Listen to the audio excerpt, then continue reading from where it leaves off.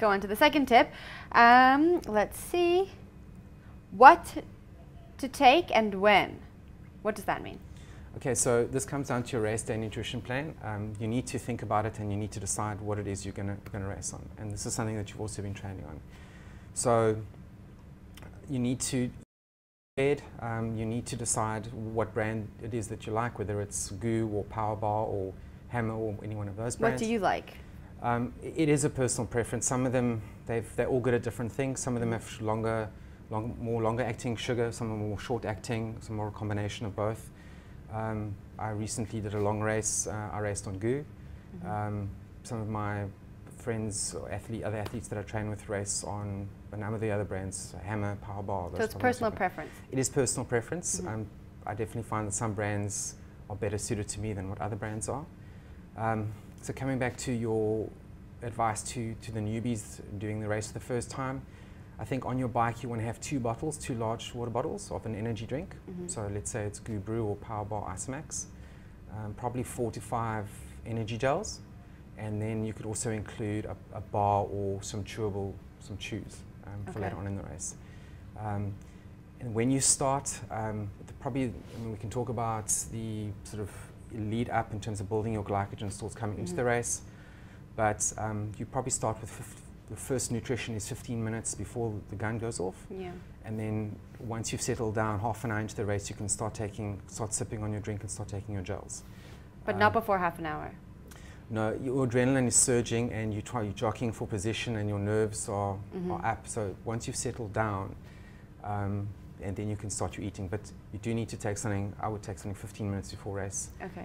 And then one of the tips that sort of worked for us, for me, is because of the excitement and the adrenaline, and you tend to want to eat more than you should, and the risk is GI or gastrointestinal distress or even gut shutdown. If you eat too much, you start cramping, and if you don't back off, it gets even worse, and sometimes it might even blow your race completely. So what I do is, that comes down to your race day nutrition plan. You need to take your water bottle and with a permanent marker, mark it on every 20 minutes. So divide it up into 3 or into 6, depending how many calories you need to be taking, and mark it so that you know by 20 minutes I need to have reached that spot on my water bottle. And so that all the thinking work is done beforehand, because when you're in the race, you're not thinking very much. You're just doing.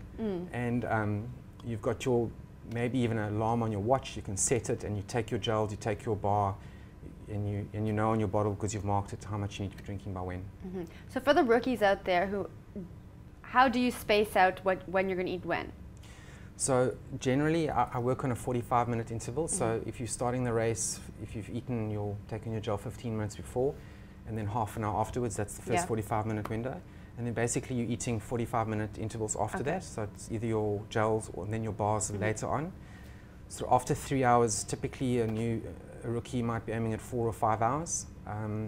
So the later part, 3 hours plus, you're going to start wanting something a little bit more solid. So that's when the chews and the bars become really handy.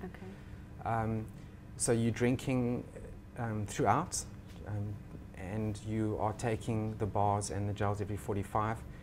Another tip that we found it works really well is that when you take a bar or a gel, take it with water. So you've got 2 bottles of your energy drink and you've got 1 bottle of water, because you won't get all the hydration that you need purely from the energy drinks, the bars. You do need water to include for keeping hydration levels up. Now what about nutrition leading up to the race? Great question. Most folks kind of tend to think of it in terms of race day only.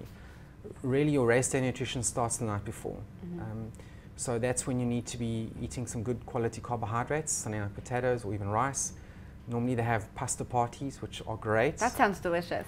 Look, and it is, but it can be tricky, because if you're not used to some of the exotic sauces or the cheeses, whatever they put on it, it can wreak a bit of havoc with you.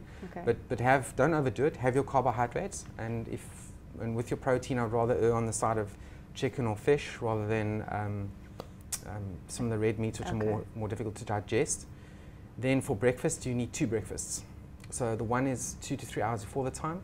It's a low GI, hearty meal. It's oats or whatever your normal breakfast is. And then about an hour before the time, you're going to take some high GI food. So that'll be pancake or or a muffin, and then 15 minutes before the time is when you take your gel. Okay. So you've started the evening before, and essentially what you're trying to do is you're trying to arrive with your glycogen levels, your energy stores full to the max, that you're race ready. That's the goal of the exercise. One of the other things we've looked at from an electrolyte point of view is basically 3 days before the event. You start with, many of the brands have electrolyte tabs. They don't have any calories, and you go into bottled water, because especially if you're traveling from afar and you don't know the local water supply, yeah, it could cause havoc. So buy your bottled water and break up your little goo or hammer or whatever power bar little effervescent tablet, electrolyte tablet, pop it into your water bottle and take 3 servings for 3 days running up to it, and then your electrolyte levels will be full. So quite a bit of preparation goes into the nutrition. So the hydration part is important. Yeah. And yeah,